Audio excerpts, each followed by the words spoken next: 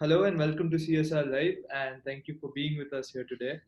So, before anything, can we just start with a little introduction about you and the whole organization for our audiences? Yeah. Varun, I had a company called Finovation. It's actually Innovative Financial Advisors Private Limited.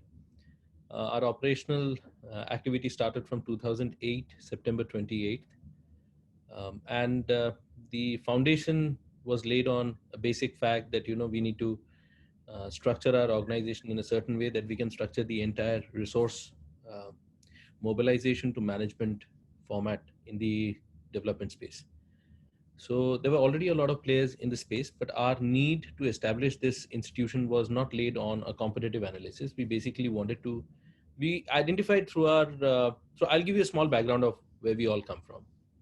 So I'm a trained pilot, but I left it, and then we sort of few minds got together, and we thought that we had some experience in social space.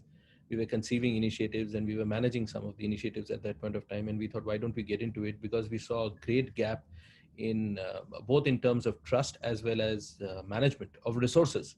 Now, when I talk of resources, it is not only the financial capital resources, but I would say to a great extent intellectual resources also.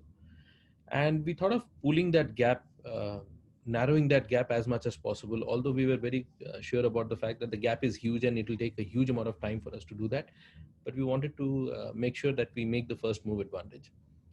Now, when we started, the going was not at all good, because we identified corporate social responsibility as a core domain, because we thought that with the growing um, liberalization and the economics growing of a country, the GDP going up at that time, we thought that it's only a matter of time before companies start adopting to more responsible standards of operation, as well as giving back to the society. Uh, Initially, it was a great amount of hurdle for us, because people did not take it very seriously. They thought it's an auxiliary jewelry in the boardroom.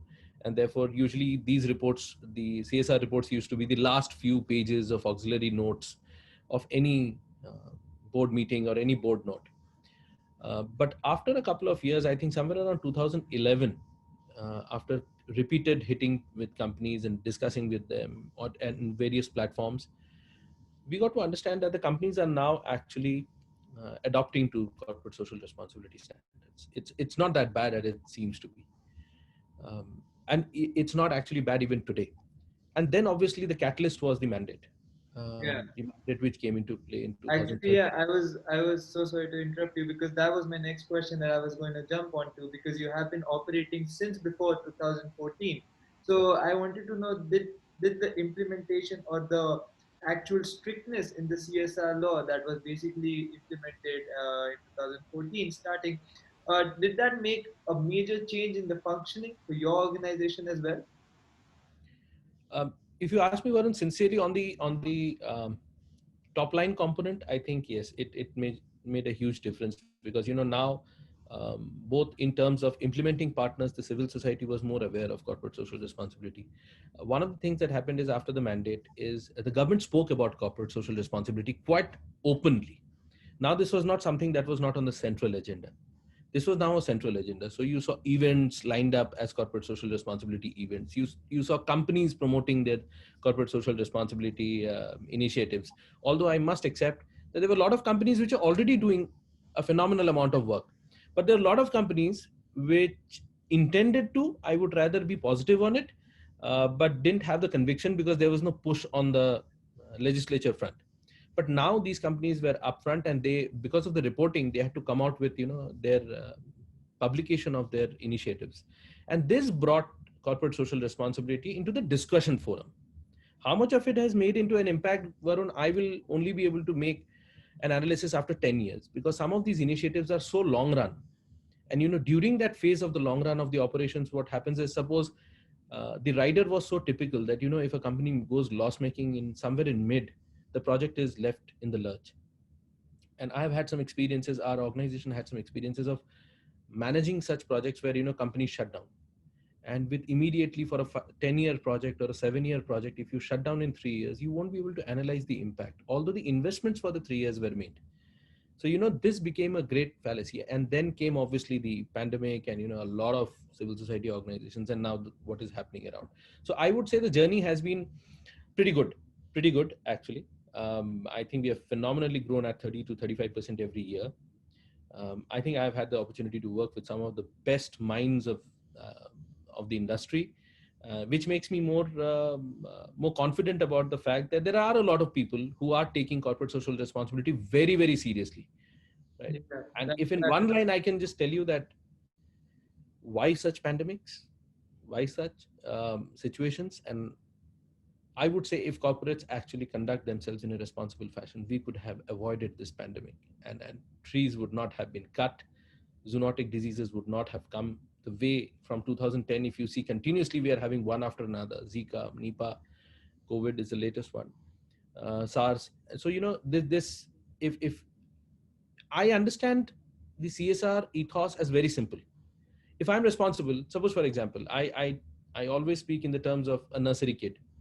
So if I'm responsible corporate and I abjure from cutting trees, I do not get into somebody else's habitat. They don't have to come out and spread these diseases through other means. So somewhere down the line, I think corporate greed has played a role. How much, only history will judge it, right? yeah, I think it all roots back. That is absolutely correct. And actually, I feel that what the changes I've seen in the last, a decade, if I may so, that corporates are also starting to realize that the social image also plays a very huge role for them in the market. So I think that is also a very big pushing factor for the corporates nowadays to actually go out there and try to make a difference rather than just the government trying to interfere there as well. And that is absolutely correct. And the work the whole foundation does is commendable. Let me just get that out of the way first. So coming to my next question, I actually wanted to know that so Finnovation, does it only provide a roadmap for the corporates for how the CSR activity should be planned, or you guys have a role to play in the execution part as well? Okay, so we have. If you go into it, we are. I would take some sort of pride in saying that we have been able to mechanize the process of CSR implementation, if I may call so. Uh, so what we do is we not only advise the corporates and design a strategy according to their need and understanding, and these initiatives can range from the simplest of the initiative of health awareness to the highest of the initiatives like phytoremediation and all those stuff. Um, what we do is we strategize, we give them a concept, we have detailed discussions. It goes over months with the corporations, and then we come to a conclusion. What we do then is we play a major role in three aspects. One, the designing. Two, selection of the implementing partner. That is very, very crucial, right? And with an insurance um, in the strategy that if something goes wrong with the implementing partner, then we will replace it by an effective partner, or we will execute the project ourselves to actually ensure the goal is achieved. Third, and the most important part, the corporations are actually absolved of the headache of monitoring the project regularly. So what we do is we design a dashboard, and our footfall is there on every single project site. So we actually monitor it on a monthly or a quarterly basis with videos, photographs, written reports, beneficiary assessments, which are done all the time according to the periodical set in the strategy. And these reports are, it is ensured that these reports actually reach the corporations and the donors much before the deadlines that we have agreed to. So what the corporations get is they don't have to do much of it. They have to just agree on a principle of the project, and then the entire management of the project with the implementing partner and the donor lies with us. So we have specific teams which specializes in certain areas of project like health, education, livelihood, skills, and all those stuff. And we have project management teams, which we call it as the project management unit, which basically ensures that these projects are managed and they're executed as per the agreed deadline. So our role does not end at the designing component, but we actually finish the project, do an impact analysis, and then get out of the project. That's it, end to end. Okay, so actually, I was just trying. This really intrigued me because I wanted to ask you how exactly does this work? Do the corporates actually come to you, or do you guys go to the corporates with a pitch that you can help them have a very efficient CSR activity? How does this work exactly? So this works both ways. With our partners whom we have worked for last 8-10 years, there is a word to mouth publicity, and a lot of corporations approach us with respective uh, projects. Sometimes we are not able to, but most of the times we are able to help them with their projects, number one. But it happens the other way around also, Varun. We also have a dedicated alliance team which actually stays in touch with the corporations at a regular level. And then as the ideas come up, as so we have a system, we have a team here which we call it as a proposal or initiative research laboratory. What we do there is we try to create a pool of ideas which are currently needed, which are currently feasible given the socio-economic structure of a specific geography where we think that there is a need for this project. And then this idea is pitched to the corporates, to the corporations, to the various stakeholders, and then we get on with it. We pitch it to the government, we pitch it to various institutions of the government, and then the alliance team actually pitches it. And then as we conclude the partnership, it goes into the PMU and the project management unit, and then look after the complete Uh, process. Okay. This actually brings me to my next question. That what kind of research does exactly go into making sure that there's this efficient value-based CSR happening? What kind of research do you guys actually dwell into for these kind of activities? Right. So research happens on two platforms, right? On two sides of the number line. One is that there is a difference between a felt need and a real need, right? My assumption is 60 to 70% of the projects which are conceived, nothing to take away from the civil society organizations, but 60 to 70% of the projects that they think are needed are based on felt need, right? But a felt need needs a detailed data analytics and a detailed study on the ground to convert that felt need into a real need. Because what happens is when a corporation would want, these are private companies. These are companies where they treat every rupee as an investment. They don't treat it as grant. So they would actually, they're coming from a school of thought where they're backed by a sane data centric system, which should justify the need of the intervention that they should get into. Now, how do you assess this need? This need is understood by first you take the input on a baseline, then there is a need assessment, right? Then you go back to the beneficiaries, you conduct a detailed understanding of the space, you talk to various stakeholders, you prepare a report. So these are separate reports actually, which are prepared. These are printed reports which are sent to corporations to give them a highlight of how and why the project is needed on the ground. So then they come back to us and say that, okay, we want in principle, we are okay with the project, but how do we proceed? And then the strategy paper starts getting developed.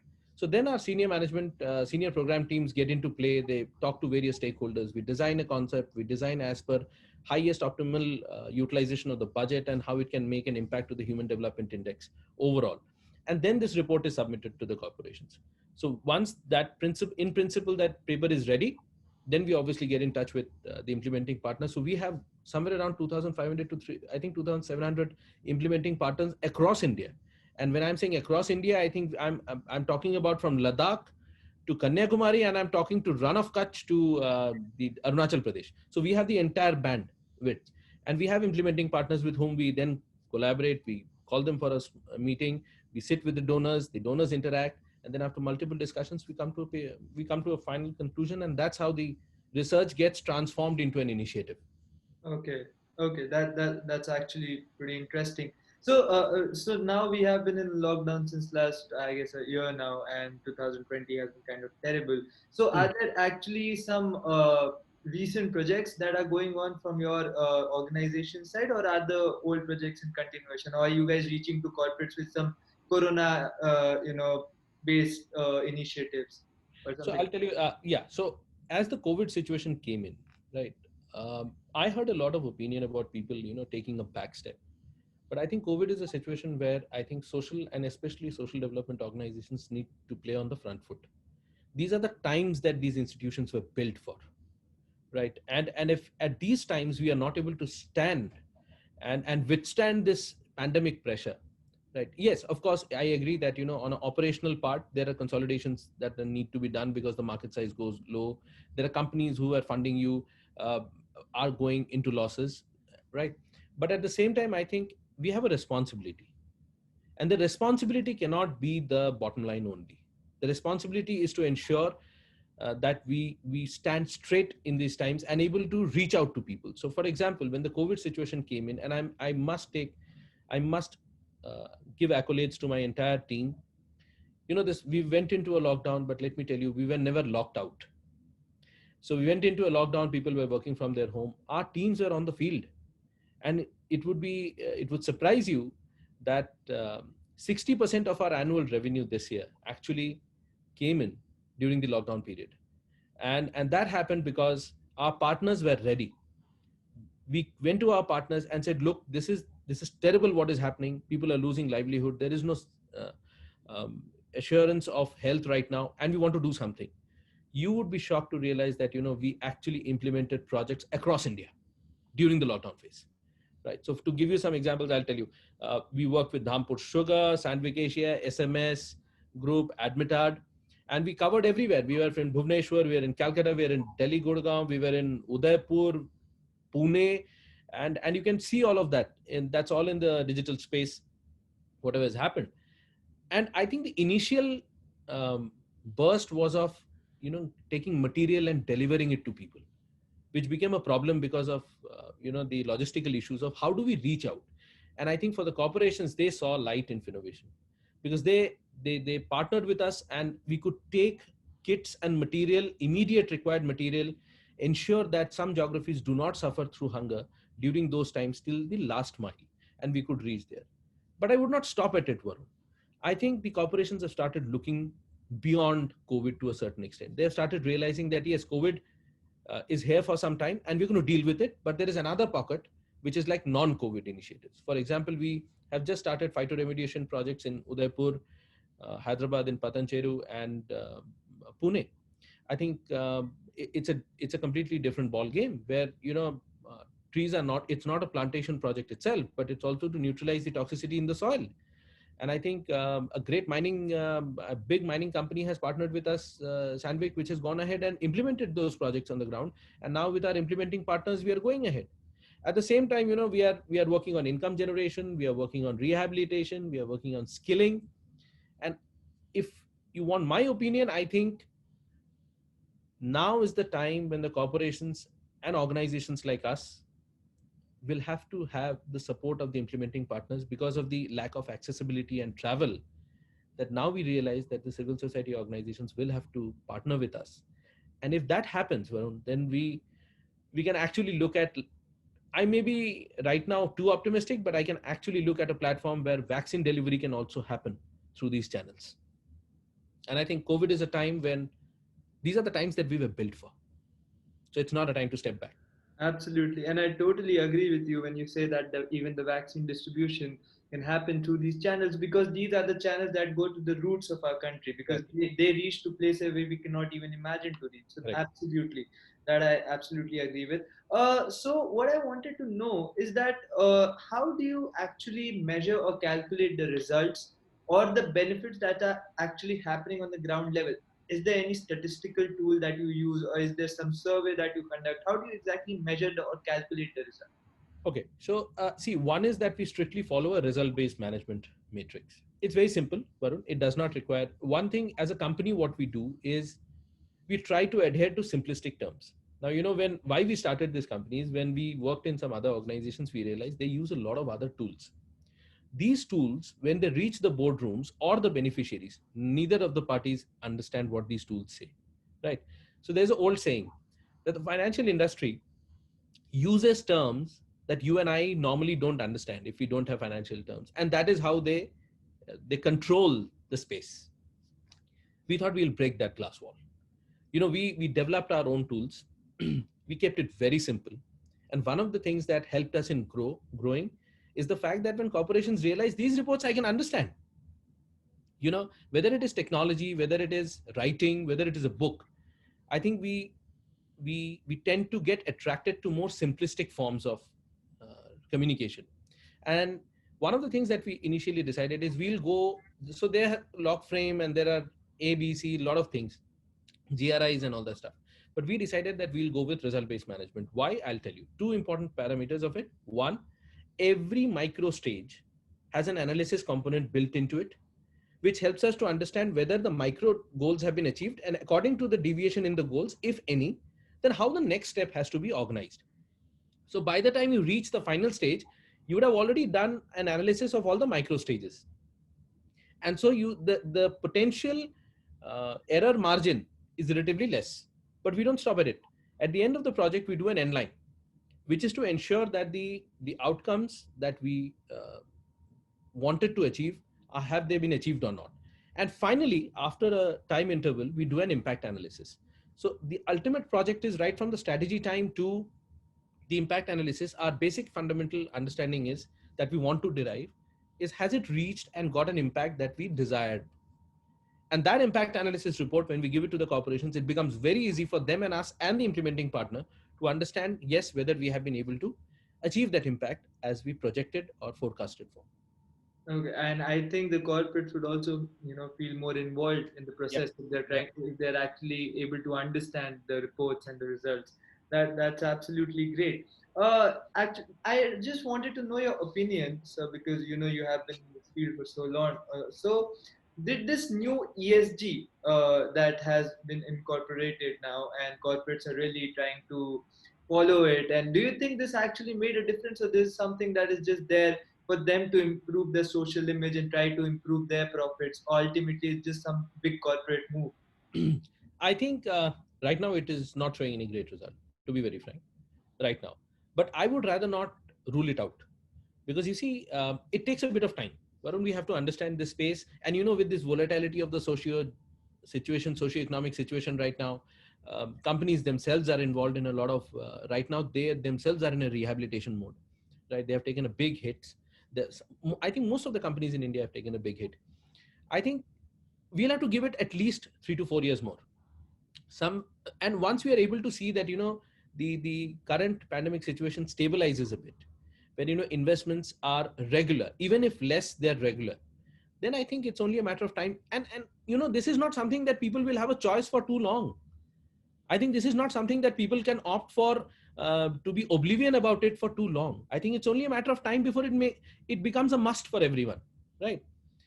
So it's like the washing hands. Our grandfathers and grandmothers have been telling us to wash our hands at least 4 to 5 times a day properly and then sit down to have food. But we have been ignorant about it, and we have chosen to be ignorant about it and taken pride in it.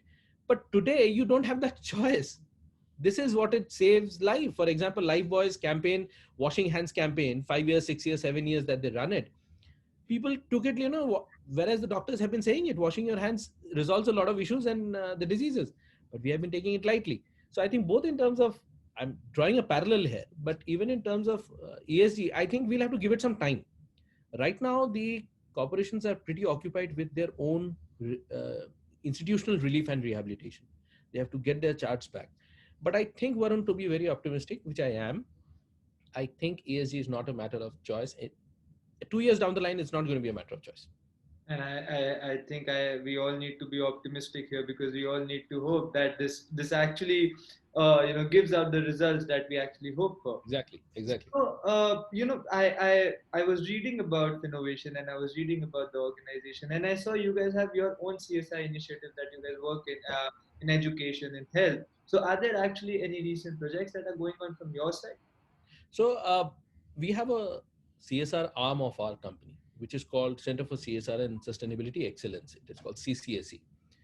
We formed this foundation about 3 to 4 years back, 3.5 years back, with an idea that because all of us, I would love your team to come and visit us one day. You will see the relative. Um, and don't take me wrong, there are very senior people, very mature people who are very good. But I think what we have done is we have kept the average age of the organization pretty young. At the age of 41, I'm one of the oldest employees of the organization, right? Elders of the organization. So what happens is, with the young generation coming in, with the millennials coming in, they want, they have a limit to their greed. They now, yes, they want to look after themselves. They want to look after themselves pretty well. But at the same time, I'm very hopeful of this generation, because they also want to take it one step forward. They want to see how it reverses back. And that is a pretty positive indication for me. I'm not very hopeless about this organization. In fact, I'm about this generation, I'm pretty optimistic about it. What we all sat down and we said, okay, there was an organic pressure that we need to now do something ourselves. So we thought that let's open a foundation, but let's build up the experience. Let's not rush into something and create a sort of a mayhem in the structure. So we set up the Center for CSR and Sustainability Excellence. We thought we'll focus on three important issues. We'll focus on education, we'll focus on health, and we'll focus on awareness. So we started the Detox series, where we started talking about, for example, we did about cyberbullying. We did a huge event in Delhi on cyberbullying, where we brought experts from across India, and we got students from various colleges, and we told them what is cyberbullying and how to face it, what to do, and everything. Similarly, we adopted a school in Faridabad. It is called Pragyam, by the name Pragyam, and the school has about 150 kids right now, who are basically belonging to the family of the rag pickers, and they didn't have access to education, so or healthy lifestyle. I think what we did with the institution on ground is we got them to the school, we established the school, we get them in the morning, we give them due meals, we educate them, so we got them to do uniforms. And what we wanted to do with that practice is, when you set up a structure where you want to reflect, want the kids to go back and stand themselves as an example, they went back to the communities in the evening. So we didn't believe in residential, because then you would actually create a barrier where these kids would come out and they would not feel owned up by the community that they belong. So our education team actually got into play, and a marvelous concept that they came up with is they would be sent back to their communities in the evening, so that I'm talking in a very layman term, Varun, but when these kids, they go into their community wearing uniforms like any convent educated kid, and they start speaking in English and fluent languages, and they go through the educational process. uh, they set up the example. They are our micro heroes. They are our heroes in the community, rather than me going and thrusting upon a change which will face a lot of resistance. Here are 150 tiny shoots which tomorrow will grow up as trees and give shade to a lot of people, and we have seen an influx of students who now want to come and join it. And after we do it from nursery to class 5, and in class 6 we have tie-ups with some schools where we actually mainstream them, and then we take care of their expenses till they pass class 12. So we are planning to also upskill them once they cross class 10, but our first batch will come out about in a couple of years. So we are pretty hopeful. So we wanted to focus on doing one thing at a time and doing it really good, and trying to have some social engineering That's experiments there as that's well. actually that's actually beautiful, and that's great. So what and you being so optimistic about this generation have is showing me that you are actually inspiring this generation as well, because more and more people are getting involved in such social activities which we actually and desperately need in our country. Right. Dr. Chakravarti, I wanted to ask you something, that you have been in this field for so long. I want to take your take on the CSR policies and activities that are happening in India at this level. Do you think we need to improve? And if yes, then how? How can the corporates or the government improve in this aspect? See, I think one of the things that we have to do is leave the corporations to decide where they want to put their money in the social sector. I think one of the things that I principally do not agree with the fact is that you first create a platform where you tell the corporations, look, we will give you absolute independence. You decide what you want to do, and then you tell us what you're doing, right? At the same time, when you create micro hubs and you say that, well, now the contribution has to come here. You can't give it there, you can't give it here. First of all, you create a schedule 7 which has got strict. I agree with that. Okay, fine, it gives a reference point for everyone to where do I go. But at the same time, do not put a gun on anyone's head. I don't agree with the fact of, in the somewhere in a year back, the punishments came into highlight. I don't completely agree with this. Not with the sec that, you first of all, when you put a 2% bar, you actually limit a lot of further investment. That is one of the negative aspects of it, right? So if you look at the West, they don't have a law, but the investments in social business, social responsibility initiatives is far more as a percentage of profit than 2%. So I think we rushed in with the 2% component. I think we should have given guidelines, and the guidelines should have been fought. But now that we have the 2%, I think, what makes us vulnerable is, I'll tell you very frankly. Now suppose the GDP is in a negative, right? The economy is contracting. Assumingly, the contraction rate is now flattening, and it will take about a quarter or 2 quarters to further flatten to bring it to a neutral position. What happens to our 2% now? What happens to our 2% now? So the companies which had a thought point, and if you could have given a guideline, there could have been a passive push to corporate social responsibility. But at the same time, to ensure that this continues, I think the penal provisions of the law will have to take a backseat sooner or later. At the same time, I think we need to identify and incentivize the civil society space. It is virtually impossible, Varun, for a corporation to function in Delhi and know the local dynamics of Itanagar in Arunachal Pradesh, right?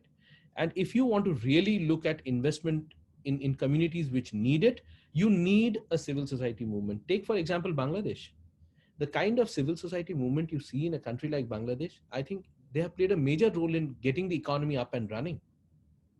And I think that is where, we'll have to, but yes, I do agree that there's a lot of malafide in that space also, right? It is without a single, we go through it ourselves. Yeah, I know that this happens all the time.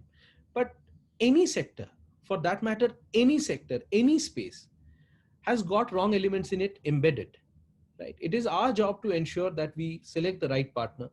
Our investments are not short term, and that is what I think the promoters and the investors of these companies will have to realize, that maybe you will park only 1 rupee, but you cannot see a quarterly return on a project which has got social ramifications in it. And I think that is what they will have to adapt to. These are long term investments, and human behavior and conduct change takes a long term to change. That's how it is. But I think CSR is here to stay and to grow. It's going nowhere. True, and we absolutely agree. The whole team agrees with you because we have also personally. I have seen a lot of corporates engaging into CSR. I've spoken to a lot of them, and what I have noticed or realized is that a lot of corporates just perform CSR for the sake of it because they have to. So what they do is that they do mainstream projects. They give in the money and they just show the results. But there are corporates then again make me optimistic who actually care and want to make a difference. So they are Correct. actually reaching out and trying to actually create something that is And there's a valuable. lot of them. And there's a Yeah, lot of, yeah. absolutely, absolutely. And there's majority of them. That is a good thing. Yes. So, Dr. Chakravarti, where do you see innovation in the next 5 to 10 years? What's the future aim or goal of the foundation? So 10 years is a pretty long time right now. I think given the volatility of the situation, we have planned for the next 5 years. I think we intend and we are getting ready to play a major role in the COVID scenario in the next year. I think it's going to be a very, very dynamic year for us because the vaccine is expected somewhere around the third or the fourth quarter of 2021. And I think the government will require extensive help of private public partnership to take it through, not only in terms of resource mobilization, but also in terms of reachability to the last man counting. I think that is where the corporate social responsibility initiatives will have to come in a big way. Number one. Number two, I think we are going to, we were actually planning to come with a public offer in 2022. But I think we'll have to delay it by a year. We'll have to allow the COVID to settle down a bit. And number three is we are going international next year. So somewhere around in the November or December next year, I think we are planning to take this service to South Africa and Singapore. And we are planning to launch our services there also as well. So this is in a micro shot what we do, but intending, I think our initial aim is to initiate that we should be able to manage about 200, 220 odd projects next year. That is great, and congratulations to you for having going international and all. And this is actually this was great because the work that innovation is doing and the work that you and the whole team is doing is commendable because we need people like you to actually come out and make a difference and actually for the audiences or for the people of this country to know that there are organizations like yours that are actually trying to And make we need a lot more innovations. We need a lot more innovation. We that, need a lot of Soumitra and we need a lot of Varuns who can actually speak and go and expand on this horizon. There's a lot of scope, Varun, right? absolutely. And I think people should, if in a minuscule manner they can take an inspiration, fine. But otherwise, I think this generation, this population is focused by itself, and I think there are a lot of youngsters who will actually come out. You will see a lot of innovations in I mean, the next decade. kind of being of this generation, this might sound a little selfish, but I actually agree with you, and I see a lot of hope because I see so many people trying to reach out and do so many new things, and in such an innovative manner that we couldn't have, thought like 5 years ago from this time. Exactly. So that Exactly. that that actually, makes me and I think people like us optimistic about the future. So thank you so much, Dr. Chakravarti, for joining us here, and thank you so much for giving us such an insightful, interview for our audiences and for the whole team of our CSR Live. Do you have some ending note that you want to tell our audiences or the people who are listening to us? Yeah, I just first of all, I'd like to thank the CSL Live team. Thank you, Varun, for at least having an opportunity where, for the after a long time, in this plethora of interviews and webinars and all these things, I found somebody talking on the subject, to the subject, for the subject throughout. Because half of these interviews are actually marketing platforms where the subject goes for a toss and then you land up doing something else. So thank you so much for being on the agenda so specifically about it. One light note is that this country actually will need a lot of people in the next 1.5 year to help each other to come out, create a positive impact. My only request is, uh, be a human first, right? These are times when we would need to stay safe, we would need to take care of our families, but the definition of our families have to go beyond the corridors of our home. I think we need to really, really take care of our, even if we are able to create an impact for one life, I think this is the time. God has given you an opportunity. Stand out. I think we need to help each other, hold each other tight, and ensure that we have the minimal loss of lives, and we get out of this pandemic as fast as possible while taking the most scientifically analyzed precautions that we can take. So, thank you. And I hope all of us stay safe and all of our families stay safe. And please do take care. Absolutely. Thank you so much. And I absolutely love the line that you said that we need to be human first, because this is the time where we have to come out and help each other, because this is the time, this is basically us being tested of Absolutely. how much actually we can endure and how much we can help each other. Maybe And this was the purpose we were built. absolutely. And I have this belief that we're gonna get out of this stronger and more united. And this is gonna be this for the after bigger image. I'm sure there's gonna be some good thing happening out of I'm it. sure. I'm sure. Let's Absolutely. keep it.